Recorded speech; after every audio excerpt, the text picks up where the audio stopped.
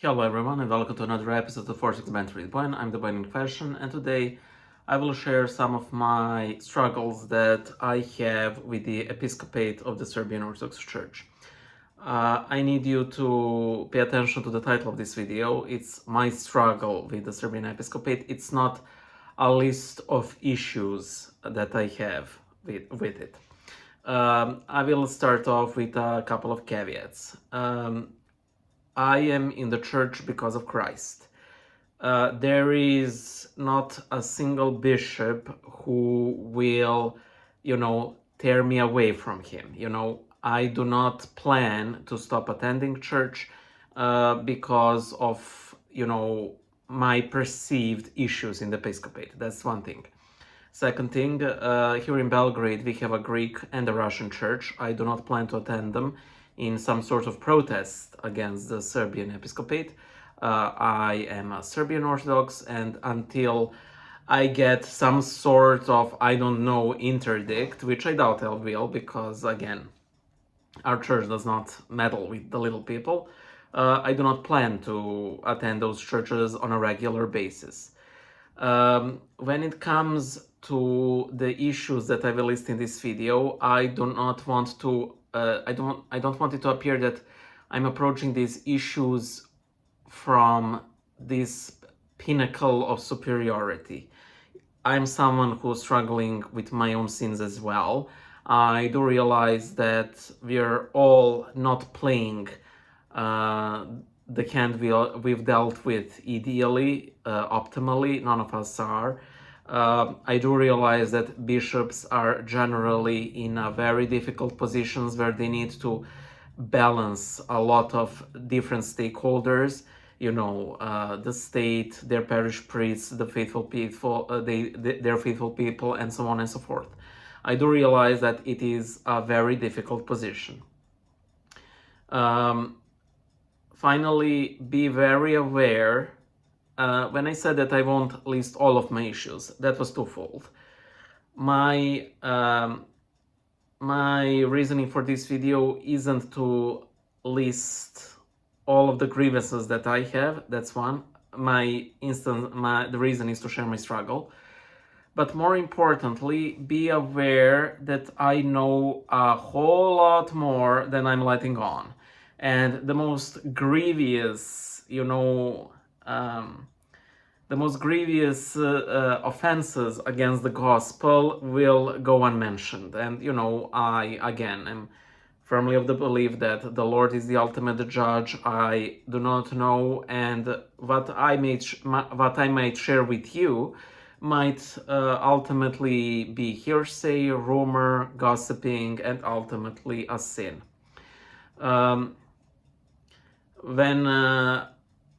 The major reason, again, for this video is my desire not to be lukewarm in the face of changes occurring in the Serbian society, and yet I do not know how to be hot or cold, Additional reason, and why I decided against posting a video about these protests on the main channel, is that while I do believe that all of my criticisms are valid, I do not want them to become a stumbling block for somebody who, is willing to become Orthodox.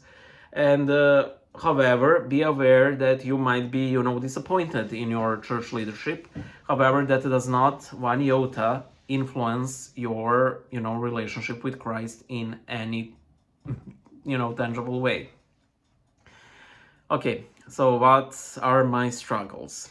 The behavior of the church hierarchy, which I believe to be a part of the church. I'm not issuing a personal excommunication against them, but I also do not believe that they're church by themselves, which is something you very often see in secular media. For example, the patriarch will say something and the newspapers will roll with the church is this or that. No, the patriarch only said that. The behavior of the church hierarchy was, to say the least, very disappointing. Recently, the official church website published an article called essentially the contribution of the student protests to the theory of parallel universes, which called out its perceived hypocrisy, where there was this blasphemous play organized by some people, not students, mind you, but still within all of these protests that we have here in Serbia. But also that it's weird that a lot of students attended Vespers before the day of Saint Sava here in Serbia. And the author of this article, some random priest in the Patriarchate, called out this perceived hypocrisy in a very, very toxic manner.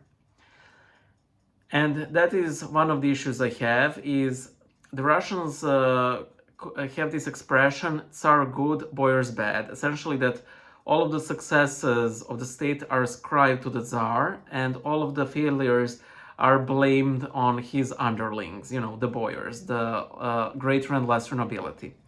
And that is one of the major struggles that I have, is that the patriarch is always there giving his neutral opinions and calls for peace and condemning violence, while never specifying who is the sole source of that violence, being our president Alexander Vučić and his party. However, he allows, assuming he wasn't the one who penned it, he allows this horrible article with its very condescending tone to be published. And at face value, there's nothing wrong with the article. However, the church is the first to suffer from, these collectivistic accusations. Well, you didn't do anything with that bishop who was accused of pedophilia, or that other bishop who was accused of pedophilia, therefore the entire church is complicit. And yes, that is one of my struggles, is that the two bishops were accused of very serious crimes, and absolutely nothing was done by the state about them. That hurts me. That hurts me on a very personal, deep level. Of course, this article exploded. I've never seen so many people starting to hate the church as this one singular article. And that pains me, because I'm somebody who wants to his family converted, people around him converted. And when you see things like that, well, it hurts you to the core, because, all of my prayers and effort and everything were in vain. I don't think they were ultimately in vain, but still, it hurts me. That's one thing. A lot of hate for this article was directed at the patriarch, because a lot of these news platforms used his picture with the caption, "The official Serbian site of the Serbian Orthodox Church has posted this article." And while what they did was malicious, it is a correct conclusion from false premises. Yes, it is true that the patriarch did not write that. However, that article is still on the website. Of course, they also started instantly to pick up the pieces without deleting the article.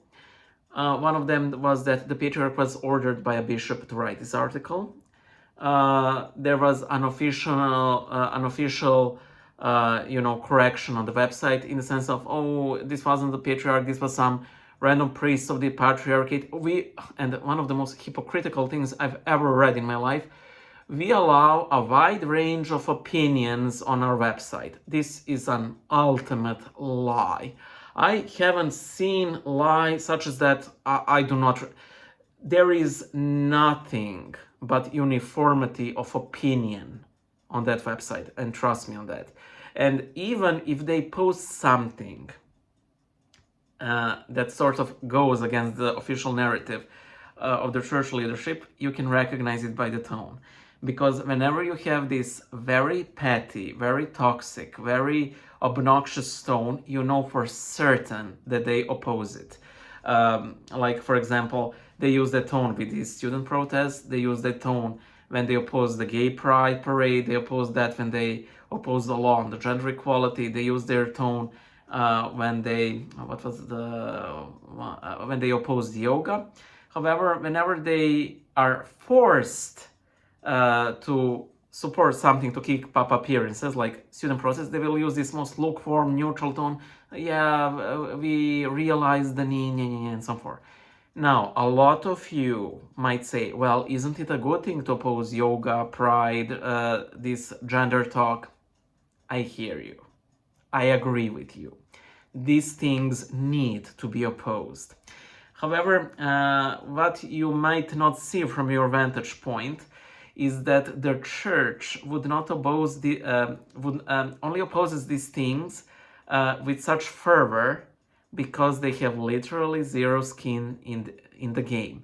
They're only opposing things that are inconsequential to the ruling party. You know, the ruling party did nothing for the gays. They have no desire to done next to nothing for gender equality and so on.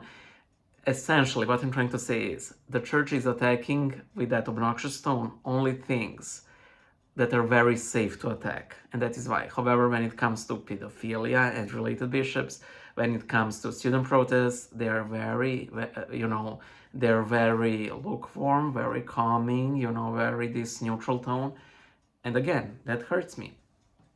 I do not know how this whole situation will develop.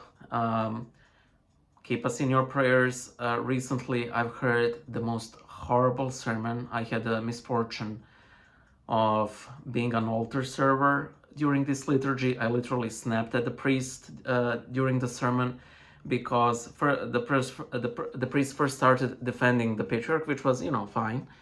Then he started to defend the president and this whole gang with the most egregious case of spiritual abuse that I've ever seen.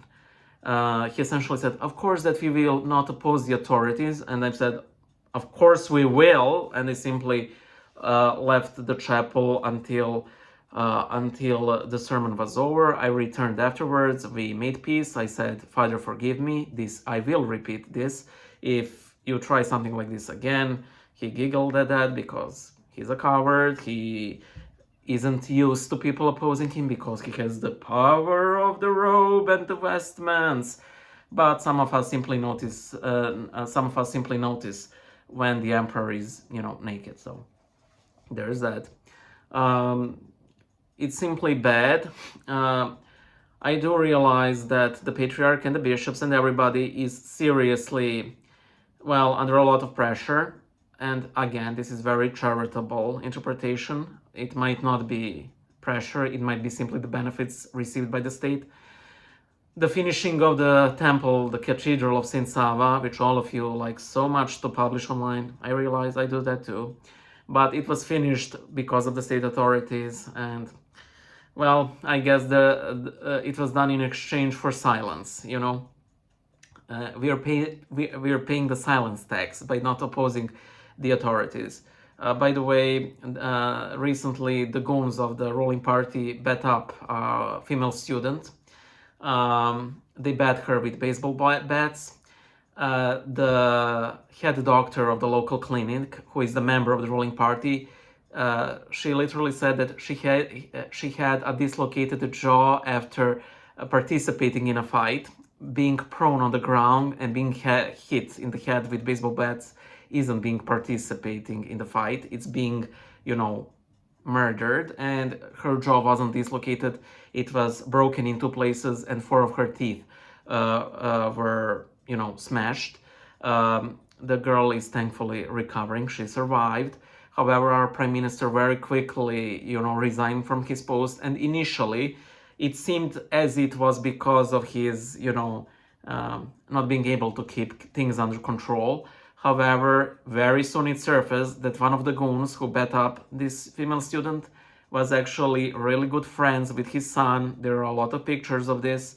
So yeah, this is the kind of people we're dealing with, and this is the people that our entire episcopate, 40 of them, is saying nothing. Only 2 bishops are saying something, and those are 2 those two bishops are outside of Serbia. You know, you never had that sort of uniformity among the bishops until something very foul afoot, unless there is, well, a certain abomination of desolation standing in the holy place, you know. So yeah, I'm simply sad and devastated. I do hope that things get better. Some of you have written beautiful things about our patriarch. I do hope that he returns to that. Again, there are some things that I'm not sharing. I'm glad that you have good impressions of him. I'm truly glad for that. I wish that somebody would restore my former opinion of him. You know.